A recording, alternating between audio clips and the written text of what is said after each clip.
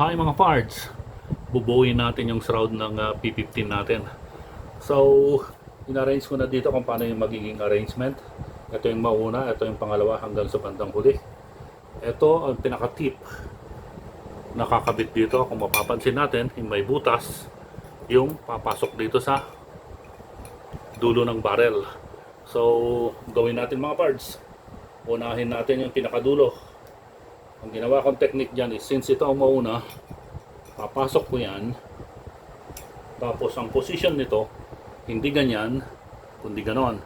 So papasok ko rin yan na ganon. Make sure na hindi nyo itatagilid na ganon yung barrel. Kasi pag tinagilid nyo yan, may tendency na babaliktad din yung divider or spacer. Divider. Ito yung pinaka-spacer, ito yung divider. So, ang first na ginawa ko dyan, papasok ko yung unang spacer, tapos divider, ganon. Remember, hindi itatagilid yan. So, ang next, ito,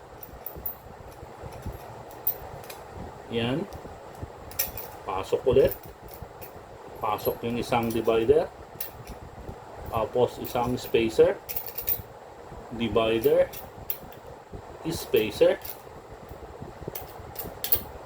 divider, spacer ulit, tapos divider, spacer ulit, ito yung pinakahuli, tapos yung pinaka-tip.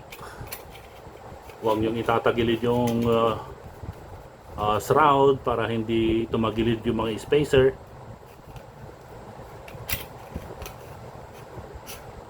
Yes!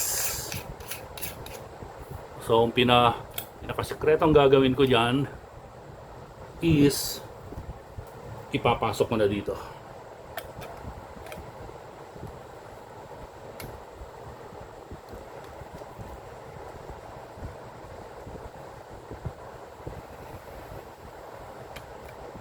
There you are. Pwede na natin itagilid ngayon kasi wala nang space para tumagilid yung spacer. I-thread in na natin ngayon yan. Pipihit na natin.